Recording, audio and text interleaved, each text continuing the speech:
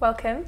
It's Couture Week and it's going to be our first panel discussion of the couture season, and it's an amazing one to be talking about because we're talking about Schiaparelli, and also there's a lot of change at the house at the moment, but we'll talk about that afterwards. I'll start by letting you guys introduce yourselves because we've got an amazing set of experts with me. But Camilla, tell everyone who you are.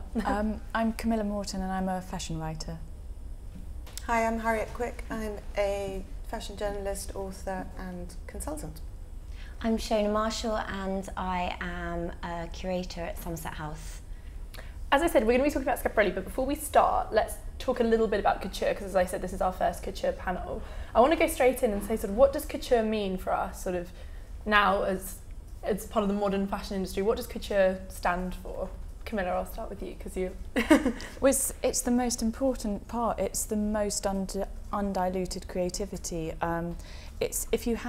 If you have creativity in a pyramid form, it's the eau de parfum, it's the most undiluted essence, and from everything else, from the eau de parfum it can go down to the eau de toilette and it can go into accessories and anything, but if you don't have that absolutely undiluted how to cut, how to colour, how to piece it together, that's where all the ideas start from, and it informs the whole season, and eventually it will go on to ripple down to inform ready to wear in high street. Is it just ideas, or is it also, I guess, technique as well? It's technique. It's all the one-offs. It's made to measure. It's where all the ateliers, the flue and the tailleur, can perfect a cut and experiment in different fabrics, different techniques, and put things together. And actually, I think a marker of what is haute couture and who has survived as haute couture is the houses that have the atelier and craftsmen that are still working with them. It's not just sort of like mass produced, but now with the ready-to-wear, they're all perfecting.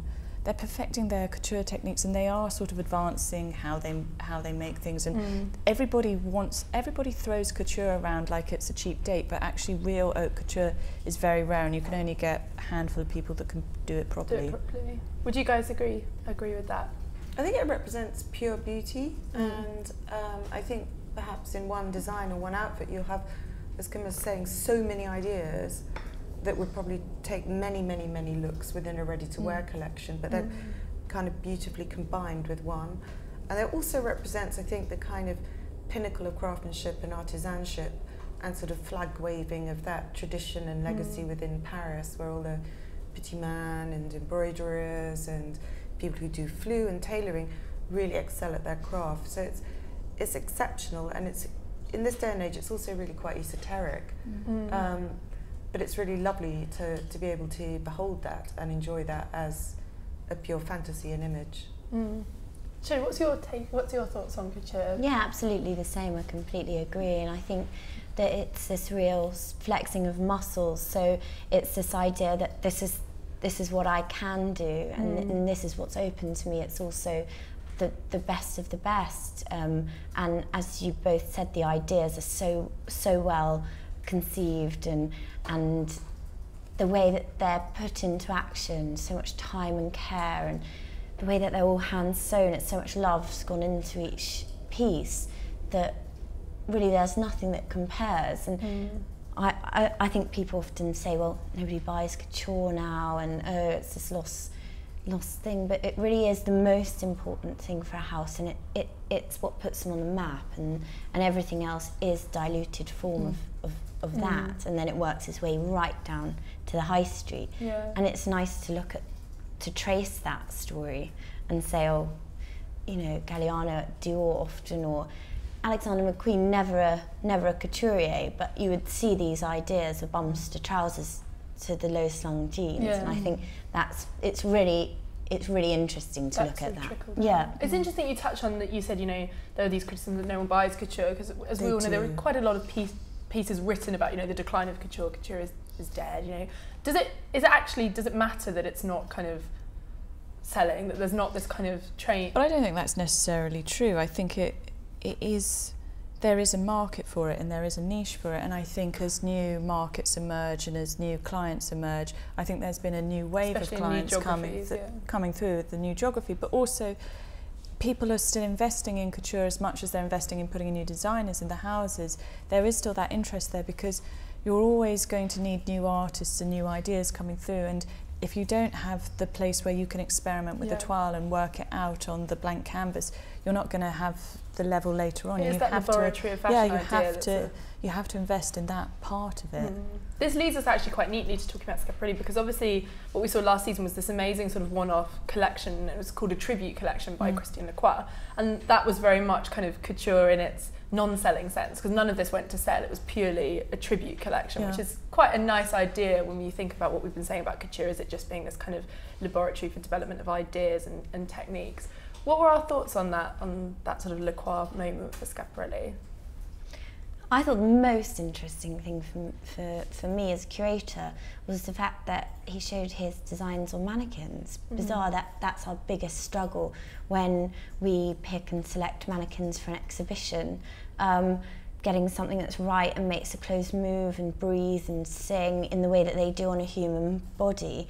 And maybe that was something to do with the fact they were never going to be sold or put into production in any form, was that Lacroix decided to put them on mannequins. But I thought that was really interesting. I didn't read why, I didn't find a reason for that, but I think that it was this sort of show and looking at the archive and the way that you preserve clothing, although he made that especially for that season, it was sort of part of history already. I really liked that. Yeah, that's really interesting. Did you have a similar sort of reaction to it? It did feel like a part of history, you know, it felt very removed from the body, you know, it didn't feel like it was about... I thought it was really special. I thought it was like seeing a beautiful piece of jewellery. I thought it was quite clever that they didn't show it on a catwalk, because I thought it was almost opening the door and reawakening it, but it will only start to move today. And I thought that Christian did a sort of like a nice homage, but brought it up to the modern day. So he kind of cleaned things up, and he explained how he loved Schiaparelli and what Schiaparelli meant to him. And he sort of made her, not that she isn't modern, but he kind of justified where she was now. And I think if he had put it on the runway, it would have confused it for the next step. So I think it was the right... I think it made them even more special, the pieces. I guess you touched on it there, which is this idea that the house had been dormant for so long, because it was closed in 1954, so it was always going to be a tricky thing to sort of revitalise and reopen a house. And it's quite interesting that Christie's are doing a sale of the Scap's personal collection this week to coincide with that. And I also think that, although we're talking about Schiaparelli today, I think this Couture Week's quite special with V&A having Hussein starting there. I think that there's, every so often there are big changes in the circle, and I think to have two new couturiers starting at two very big traditional houses this week will shift how the other more established or houses that have a rhythm. And the designers who are known very much, I think it's interesting with Hussein, I don't want to touch too much on that because we are going to do a panel, of course. But he's an ideas man, isn't he, which is very apt for couture. You know, he's not a salesman necessarily, and I think that's what... No, but also that Madame V&A and Scap were two very important, prominent women, and now it's two men doing it. I haven't thought that, actually. That's a very interesting point. Let's talk a bit about Schiaparelli. Let's talk about her as a woman, as you say. What is it that was so great about her? What do we love about her? I know that's a huge question to ask in a very short panel discussion. To summarise for our viewers, what's the Schiaparelli codes? What's her legacy? What does she bring to fashion? I think it's interesting that actually the name has become more, you know, talked about partly because of the Met exhibition with Mrs. Prada, Impossible Conversations, that maybe this name that was, you know, very present sort of almost a century ago has come back into the public imagination. And what does that mean, you know? And I think partly there's an intrigue that she was an Italian aristocrat, that she was deeply involved with the artistic circle in Paris and collaborated with Dali and Cocteau on quite extraordinary, quite provocative pieces. And I think there's an interest there as of what did it mean to be a female couturier at that point in history, and really pioneer the idea of a collaboration that cross-pollinated between art, between theatre, between performance. I think that's fascinating because that so much is a part of the modern fashion language. And I think also just her love of decoration and taste for surrealism, and she always said she dressed women from the waist up because that's what you saw behind a cafe or restaurant table. So I think there's lots of imaginative, playful appeal there. It's really interesting to me that you mentioned this idea of her sort of kicking off a lot of things that we see in modern fashion, because I think that's one thing that I find really interesting about her, is even just like the idea of the show as theatre and these collaborations, things that are so integral to how fashion operates. Or even more basically, she was the first person to use a zip. Yeah, exactly. She's just kind of kicked everything off, did she? You tell me what you think about. No, I didn't mean to interrupt you. No, it's good. That was going to be my next question. Just tell me what she brought to fashion. I think she was outrageous. I mean, you can correct me, but I think she kind of was like an Isabella Blow of her day. I think she was totally outrageous. She didn't set out to sort of compete on who can cut the neatest toile, but she had the most outrageous ideas, and she liked to marry it in a way. And she saw somebody knitting a jumper that she thought was fabulous, and then she asked them to do a trompe l'oeil and incorporated it in that. And she kind of she's tripped her way into it, but she really went for it, and she didn't have any formal training. No, that's important to know. Yeah. No, she didn't have any formal training, and her first outfit that she made herself was this sort of like hodgepodge sari that she kind of like lucked out to create. But you know, she was around the time of Patou and all of these greats, and Mr. Hubert Givenchy was working as her, you know, as much as Saint Laurent trained under Mr. Dior, she trained you know, Mr. Givenchy and Patou was around her time, not working for her, but you know, she had these incredible people with her, and to have Hubert working with her, you know, she was, when you look at her studio and the way she lived, it looked like quite a vibrant, exciting thing to hang out in. It was kind of like Paris's answer to Studio 54, I guess. I think it's a really nice, neat little comparison between Isabella Blow. Because we should say you just curated the Isabella Blow exhibition that's on at Somerset House, because I know you're going to be too modest to say that yourself. So I think it's a really nice comparison in the way that she was very generous and brought a lot of people into the fold, and never denied that it was their work as much as it was her. She was a supporter, and she nurtured, maybe nurture's not quite the right word, because people like Salvador Dali and Cocteau were fabulous and famous and very successful, but they were her friends, and she liked to share. And then that idea that she was quite a modern woman, I think in some ways Isabella Blow was so traditional, and then in others she was very futuristic. And in the same way, Schiaparelli looked at that and what women wanted, the zip, and she got very obsessed with fastenings. That's interesting. How do we work with our clothing?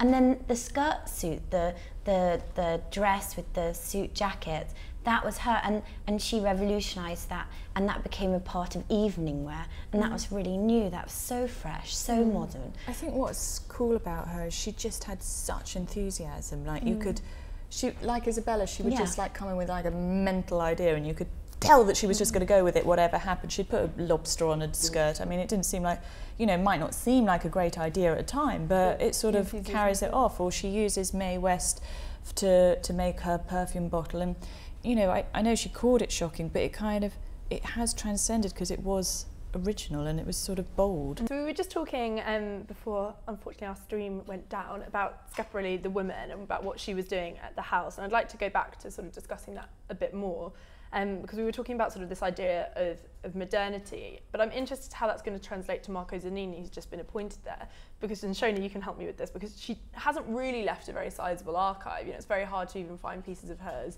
in a museum. She's not someone that kept stuff well.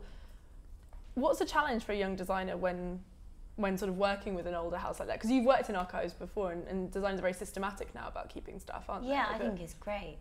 Yeah, it's important. But it's quite a new concept. And for something like Yves Saint Laurent did a great, massive, big archiving project.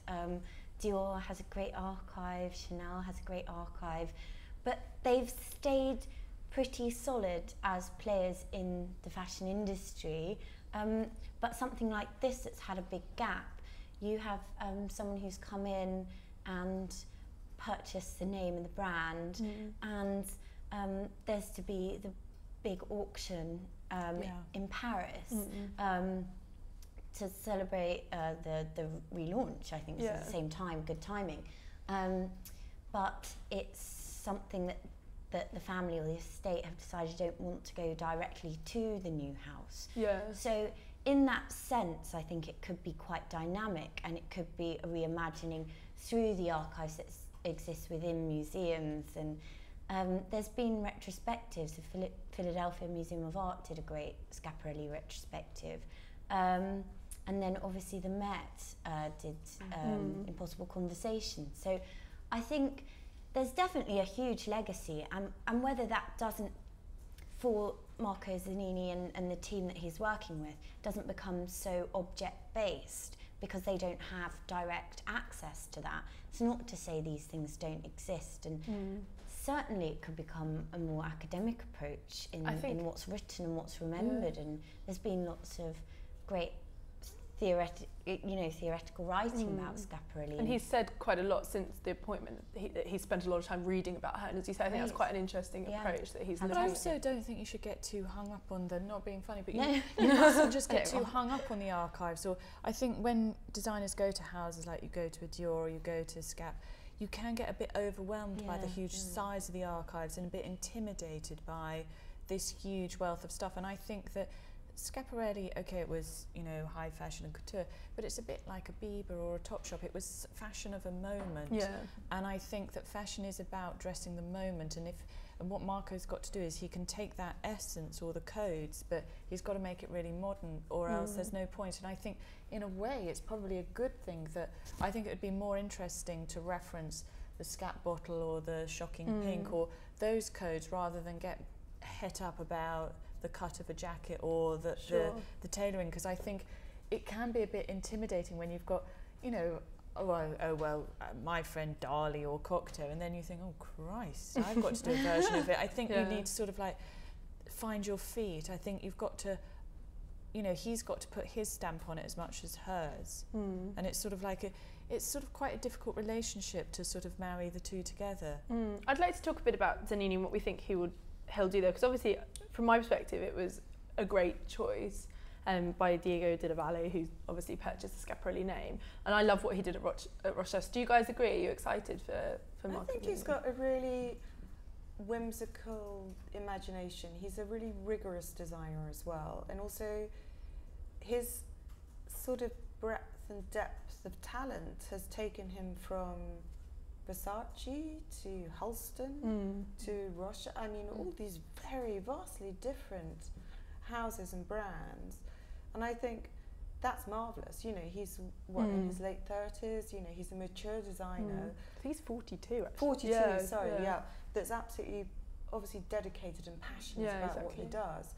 And I think also there's a very nice simple marriage of an Italian with a Schiap, who was Italian as well. I think that's a really good point to make, and I think it's great that you mentioned his time at Versace, because I think that's often, because we know him from Rochester, and he says it's so different, but he was doing couture, I think it was for like 8 or 9 years, I'm not sure exactly, and it's interesting to see how all those different ideas and the codes of those houses, whether it's playfulness and sort of something a bit more sexy, something quite whimsical, as we mentioned at Rochester, will come together with Schiaparelli. Well, it's quite good that he's sort of like learnt his trade quite anonymously under the umbrella of a big house and a big designer, and he can see how you know it's learning the codes and learning how the river flows, and then he can start to make his own. How would we like to see the house sort of operate? Because de la Valle, who owns it's talked kind of quite openly about how he doesn't want it to sort of be a typical clothing house. He doesn't want it to be about commerce. He wants it to be sort of, he's mentioned the word culture quite a lot, this idea of it kind of being a very ideas-based thing where people have to go to Paris, to the atelier, if they want to buy Schiaparelli couture. And are we excited to see something that's a little bit sort of, I guess, to me that seems quite old school couture. Maybe that's a very simplistic way of thinking about it. I think it's quite seductive, because I think when you can buy everything online or click and access it straight away, I think that it's quite interesting to have a relationship with who you're buying and who you're making for. And I think fashion, in order to survive, has to always be seducing you with different ideas, and I think it's quite a new, you know, it's quite a new way as much as it's an old way, but to take it right back to the salon is how you understand the car, and I think that's quite luxurious. But are we going to be saving up to try and buy any Schiaparelli pieces? It's kind of reinforcing again the elitism and the sort of secret world of how haute couture used to operate, but trying to reinvent that again. And I think one has to be quite careful, because fashion is democratized so brilliantly over the last 20, 30 years.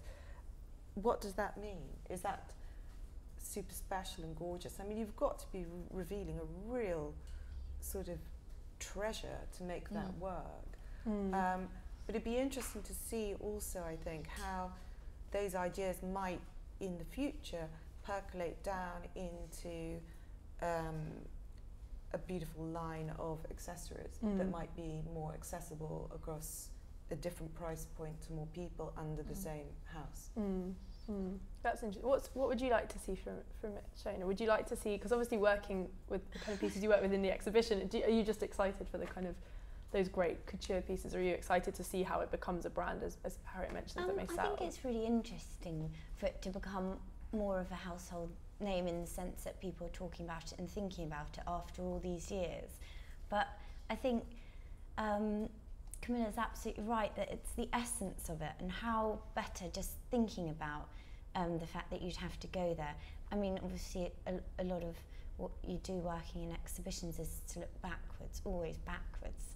And to look forwards is sort of quite tricky, because you've nothing to look at tangibly.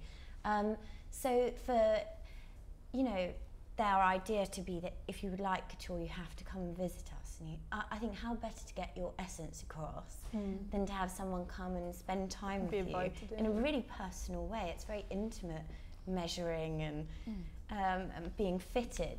And I hear stories, you know, it's not anyone, I don't know anyone who lives their life like this, about the private jets and, you know, people travelling to Asia on a private jet to go and to fit a couture client.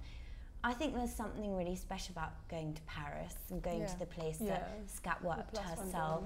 And I think that'd be really attractive for a couture client, because it's about spending this time and this thought process in what you're purchasing.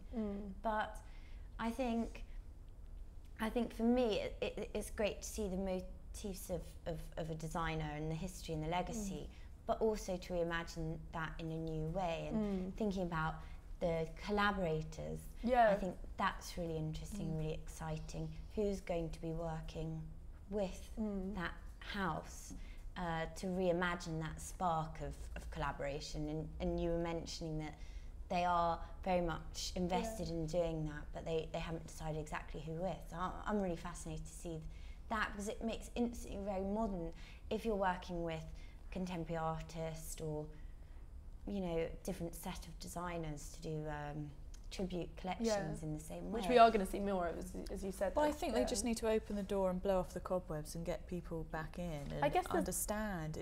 It's quite, I think they're doing quite a slowly, steady, I think they've got quite a long-term view here, and I think they're not just going, here's a show. They've kind of thought this one through quite, I think. Can we see any clothes? Yeah, I was going to say, should we have a look at the collection? There is a flip side to what we're talking about, which I would like to ask just before we see it, which was, we're talking for the couturiers, you know, what this is going to mean, but also, Shonagh, you mentioned your kind of public interest in Schiaparelli, because it's not just going to be the people that end up buying the clothes. I'm interested also in the people that end up knowing more about the brand, because maybe this is unfair, but sometimes I feel like she's a bit of a forgotten hero. I don't know if you guys would. I think that the Met exhibition that you mentioned, Harriet, was brilliant. I also think there's an interesting thing that Schiap and Coco Chanel were arch rivals. And obviously Chanel and the legacy of Chanel is enormous. You know, a global powerhouse. And it's wonderful to see maybe a contemporary or a contemporary's name might rise again from the ashes. I think that's really exciting. Should we have a look? Yeah. So this is Marco Zanini's first couture collection. First look. We've talked a bit about the codes of the house. You know, we mentioned that shocking pink. What's your first take on that look, Camilla? Are you seeing codes coming through? Well, I mean, he's not. He's very definitely making his mark as much as he's making her mark. I mean, I'd quite like to sort of go all the way through and then sort of see. Go. Should we do it that way? Should we do a quick zib through? Zib through.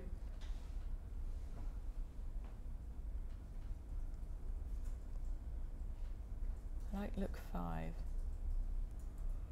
It's a bit more whimsical than I imagined it would be. That's rather beautiful. 7, in a very romantic way.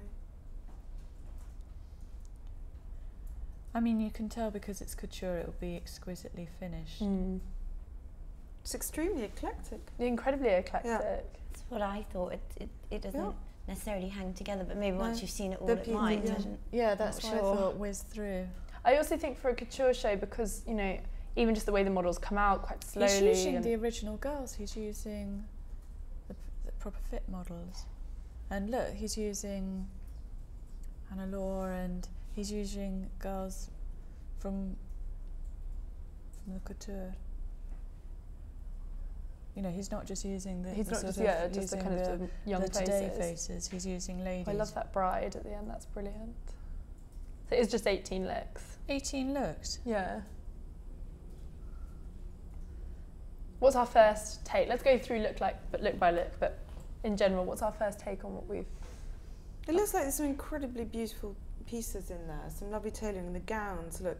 I love the way he's put something quite simple with a free tulle skirt. You know, it's almost like an easy to wear as a t-shirt. So there's an ease and fluidity to it. I'm finding the hair and millinery quite, you know... Yeah, it's very... kooky. Yeah, kooky I think is a very good word for this. It's kind of... But do we like that sort of eclectic, that eccentric thing that we're getting from it? Does that seem quite apt for the house, I guess, not to try and do something that's too much of a unified I think you were damned statement? if you do, damned if you don't. I think whatever you were going to do, you were going to run into some kind of thing. I think that's probably where Mr. Lacroix avoided some form of a situation. I mean, he's got the ball sleeves there, but you know, at the same time, you don't want to be referencing the past at the whole time. He's got the ruffle on the hem in 12 that was one of his signatures at Beauchamp. I think he's mixed himself with her, but I think it's probably more a statement of who he is and his, you know, he's probably put out a mood board of what he's going to do. But then in some of the shapes and lines, you see very 30 silhouettes. Yeah, completely. And I think it's misconception that Schiaparelli was big in the 20s. She wasn't. No. It was actually 27 that she started her first collection. And she started as a knitwear designer. So you would have thought that maybe there would have been a bit more knitwear. And I know that we're quite far away and we can't see details, but it doesn't really look like there's too much. And I think that's nice because obviously that's not what he's... That's not it's not what he works with. Yeah. So that's quite nice. Because you would have thought maybe you go back to the beginning and you might have seen trompe l'oeil or something, and it's actually really awesome lobsters. Wouldn't that have been so silly to have done something like that, but quite easy to have done? But you can see the nipped-in waist and the big skirt almost resembles a new look, which is something that she actually really didn't quite get, and that was very Dior, and Dior was very successful at that. So I think it's interesting, the tailoring and the shapes. It does feel to be slightly more a tribute to history than perhaps a tribute to just her. You know, as you mentioned, that 30 silhouette, but we're seeing lots of different... It's quite decades This based. could be quite a Yoji look for 5, and you know, the lame gown looks like a 70s. Disco, so there's kind of touch points. I'd like to think he was imagining what would have happened if Schiaparelli hadn't closed in 54, and really imagining the girl through the... And the micro look from the sort of... That's very Versace, isn't it? That's great to see. And then the shoes, the way being that the flat. shoes are really, now maybe, I don't know. And flat. This doesn't feel Pretty sort brave. of luxurious in a sense. I mean, obviously the pieces were incredibly made, but just on a pure visual impact, perhaps it's the hair, perhaps it's the styling, but there is this kind of topsy-turvy element to it, which I think is quite, you know, that playfulness that we often talk about with Schiaparelli. You know, you mentioned it was kind of the ideas and that visual impact. It wasn't necessarily the perfect cut. You know, she's not a precise designer, I don't think. I think she's much more playful. Do you think that's quite interesting to see it not sort of be these lofty ball gowns that couture is sometimes associated with? Well, I suppose it has to be modern. It has to move forward. It has to be relevant. I quite like the way it's quite déshabillé and sort of quite louche tailoring. He has got quite a lot of references going on. I think maybe I might have taken a few less strands, but you know, the thing is you don't know what the narrative is or the story is. You know, there are little clues, like he's got the astrology on the head of number 8, which was her birthmarks that were on her cheeks. From her uncle. But you know, maybe you shouldn't be looking for clues like that. You should be looking for. I mean, I think it'd be quite interesting to see it as a all in on one page, to see all the silhouettes together, because there are a lot of silhouettes and ideas going on there. It's very varied, isn't it? But perhaps that's a good way to start. And it's quite amazing that a print only appears once. I think there's a few prints later on as well. But that print only comes through once. Yeah. But quite intriguing though. It kind of really intrigues you. I think. It feels like the start of a conversation, doesn't it? Yes. It makes you want to go and look or examine more. If you were a client, you... Yeah. Oh, yes. Is that Christelle, number 10? Gosh, it does look. It is, isn't it? I think perhaps one thing that's striking me is what's making it feel so varied is also, you know, we mentioned it before, but the hair and the headwear that we're seeing. I think perhaps if we'd seen the girls all done with a similar look, perhaps. I mean, I know it sounds silly, but it's always interesting to know that the music, the setting, you know, if they have any notes of what kind of spirit they're trying to communicate. One thing that I wonder with this is, we've talked a lot about sort of, you know, the fact that the house was dormant and how a designer can sort of embody that house. And you know, I think you can almost say that Karl Lagerfeld has sort of become Chanel, and I guess in the way that John Galliano became Dior. Do you think that's something that we should hope to see from Zanini, that he will become Schiaparelli? You know, it will be all about him. I think you have to marry it in quite a way that you keep your identity as much as you keep the house's identity. I think the way that Karl does Chanel, the way he leads where others can only hope to follow, is that he is sort of like the overall figure, but he is very true to the codes of Fendi as much as he is to Chanel, as much as he is to, and he builds extraordinary teams around him. What do you think of that bride at the end there? It's lovely embroidery details and brilliant fit around the waist. I like that it's with flat shoes and pants. I think that's quite her to do that. I think it's great what you mentioned, Harriet. I think this girl, you're kind of intrigued by it. This girl, you'd want to talk to her. She seems like she's intelligent. You know, there's something going on there. It doesn't feel sort of. I guess that distance we see at Couture, you know, a beautiful girl in a beautiful dress, that kind of, she's removed from you. I don't feel that with this. It feels kind of very much like you want to ask more. Yeah, he's definitely reaching out to a sort of woman of substance. Yeah, it's a thinking woman as well as a woman driven by aesthetics. Yeah, it's a very interesting image, I think. I think it's one of those ones that you're going to have to look at for a long time before you know exactly what you... The shorts are interesting because she was in 31. The tennis player wore the shorts, and that was so daring, and that was Schiaparelli. She was really sportswear as well.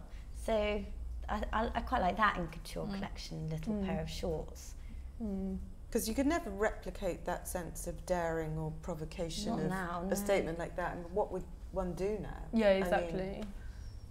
But this does feel quite daring. I think maybe it is in the way the girls look so eclectic, and there's no neatness or primness to this. To me, this feels, I can imagine being there, this would look, especially given what you'll have seen at Versace yesterday and what you're expecting to see with sort of Dior and Chanel, this would feel quite sort of a bit of a start as part of Couture Week. It would make you sit up. Well, I suppose it's like when Eddie started at Saint Laurent, or even when Stefano Bellato started at Yves Saint Laurent. When you have a big name come in to do a big change, you have to get, you know, fashion people think we're all so clever, but it takes a little bit of time to get your teeth into what their intention is, and you've basically got 20 minutes to make a statement that's going to carry you through for a whole season. So you just have to throw it all out there and explain, this is my woman and muse, and this is the story this is who she is for this season. And I guess in a way, I think it's quite nice that it's so many different women that we're seeing, because as Shonagh touched on, interesting women, different facets. Yeah. There's an emotion there as well, and I think Zanini is incredibly good at evoking an emotion or attracting an emotional response to his designs. You know, whether there's a fluidity and a freedom there that kind of makes your imagination think about a story or a narrative or a feeling, and he doesn't try to be or seek to be too over-polished or too contrived. Which I guess is very Schiaparelli. It's not, you know, over-polished. It's very sort of, there's a reality to it.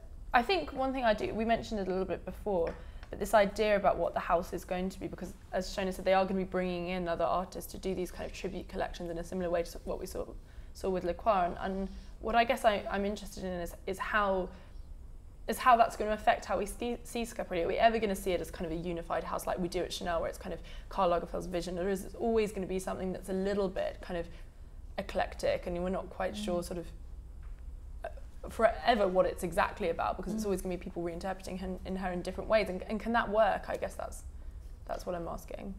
Well, I guess this just has to open the door, and you have to see where the demand is, or, you know, he's almost sending out different, you know, they're quite different muses that he's got there, and it's almost see which one strikes a chord and which one resonates as the spirit of Scap. And I think it'd be interesting to bring in artists as much as, you know, I don't know, have an accessories collection, like maybe, you know, because Scap was so known with her shoe hat, like have as I don't know, a Stephen Jones, or have a Manolo or something like that come in and do collaborations like that, as much as with young artists or things like that.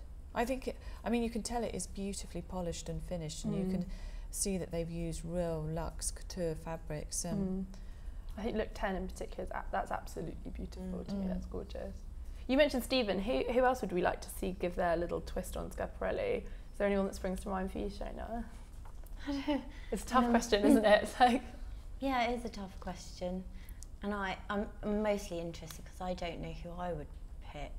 If it was Le Croix, was great, and obviously Le Croix's relationship with Schiaparelli as a designer, he found old magazines from the interwar period, or the Second World War, in his grandmother's attic or something, became absolutely obsessed with this imagery, and most of all Schiaparelli and her designs. So for him to be able to visit designing in that way with his own twist, 18 looks, must have been really special. But who are the other designers that have a really lovely relationship with Schiaparelli? Maybe they don't. Maybe it's completely modern and someone completely different.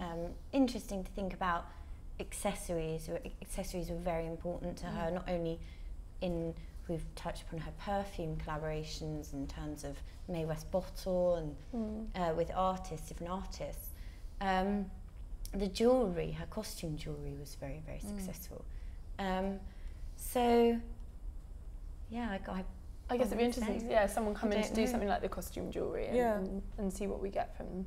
I think there's something else interesting going on here in terms of when you look at the different era references and different silhouettes and different feeling, you can kind of think, oh, that feels a little bit Galliano, that feels a bit Theskens, and that feels a bit Ricciel, and that model looks like Sonia Ricciel. And is Marco actually looking at all the designers in the last century who themselves have paid tribute or not tribute, or whatever it might be, kind of taken influence or inspiration from Schiap during that period when the name itself was dormant. So there's interesting kind of historicism. I think there is, there's a sense of filling in different gaps, and I think you're totally right with that, referencing the way it's been referenced, which seems almost sort of tricksy, but it doesn't feel that way. It feels kind of as if he's been thinking about Schiaparelli for the last 50 years and what we would have seen, and I think that's quite... Why 18?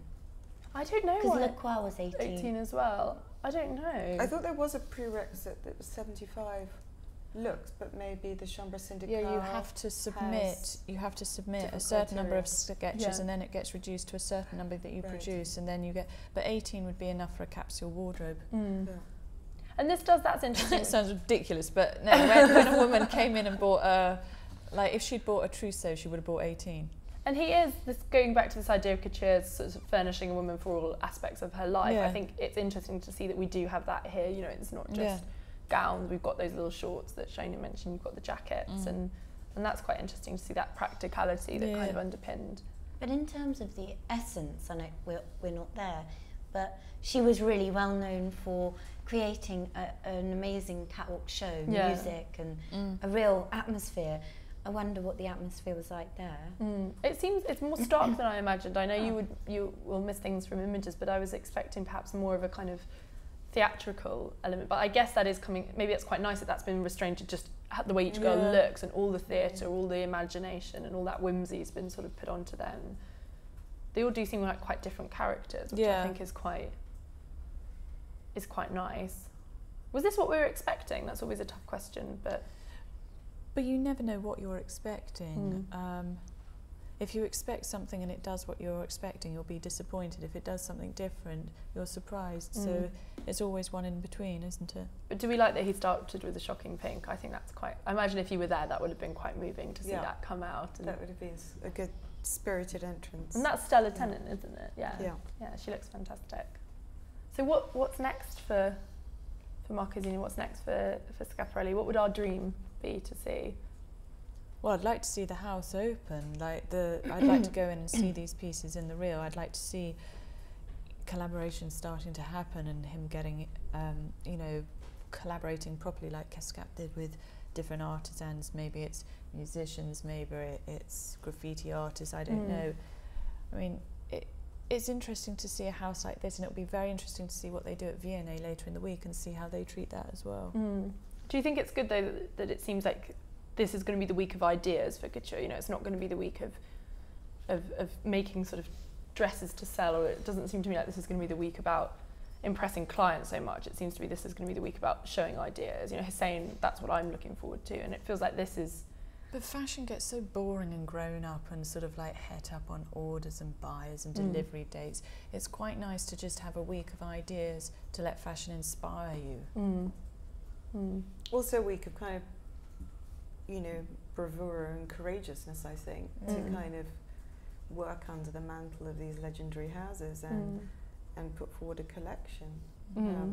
The endeavour is quite extraordinary. I think I think that's a really good point to make, especially for someone like Zanini. It's incredibly courageous to come out here and do something. It must have been absolutely terrifying with being appointed to that position, and especially having to watch Le Croix produce this incredible tribute collection, and because he was appointed obviously before Le Croix had actually presented, and then it was kind of, he had a season left to go at Rochas, and Le Croix was putting his tribute collection out there, and I think to have to sit through and know that was going to be you next, it must have been absolutely horrible, but also quite exciting at the same time. What would you like to see off the back of this, Jenny? Would you like to see increased, because there's obviously such public thirst for fashion at the moment and interest in sort of exhibitions, and would you like to see more people becoming aware of Schiaparelli? Do you think you're sort of the people that visit at Somerset House, do you think they know Schiaparelli, or do you think... Schiaparelli, are we talking about just normal visitors? People that... No, they won't know about Schiaparelli necessarily, and they won't know that this is happening either.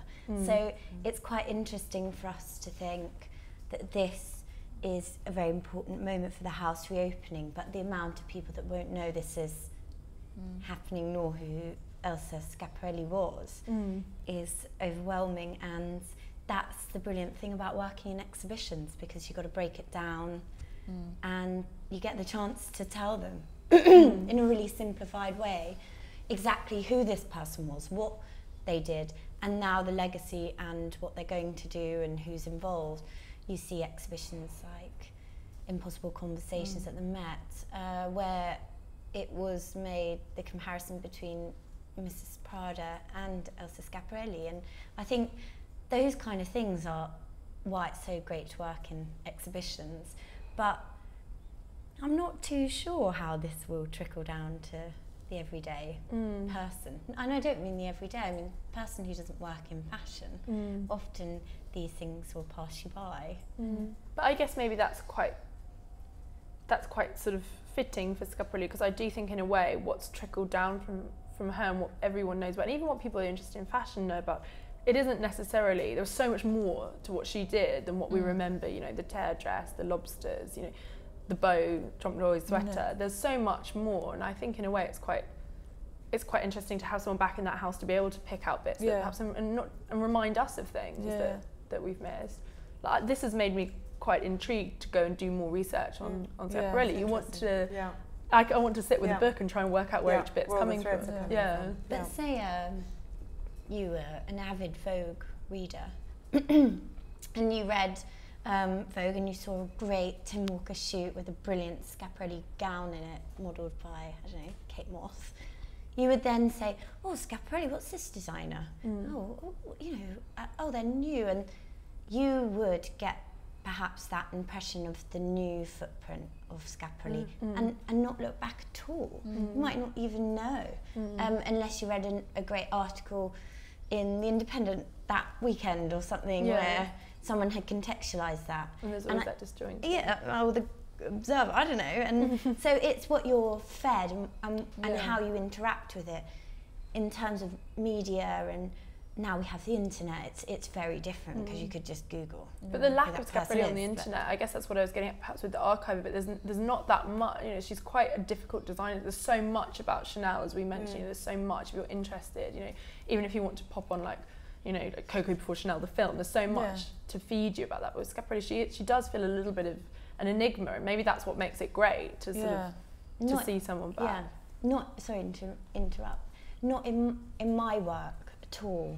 She's heralded as one of the greats, a contemporary of Chanel, the rival, the nemesis. They hated each other, fighting all the time. Yeah. And so in that period of time, they were hugely important. Yeah, and so when you important. look at fashion history, that, you know, that it was a major moment. So I think it's interesting that how quickly these things can be forgotten. Yeah. How long ago it was? It's very long, nearly a century. So it's very exciting to see people talking about it again. I guess that's what. So what else are we excited about for the rest of couture? Is it going to be Hussein? Is that the big one? I'm also excited to see Victor and Rolf. Yeah. And of course the big Dior's and Chanel's, of course. But yeah, Hussein's. It's lovely to see him back again on an international platform. On that platform. Yeah. It's going to be a great couture week. I'm very excited. But this is a great discussion. I feel like there's so much more that I need to look at now. So it's got me thinking, which I guess is very Schiaparelli, isn't it? Thank you. Thank you.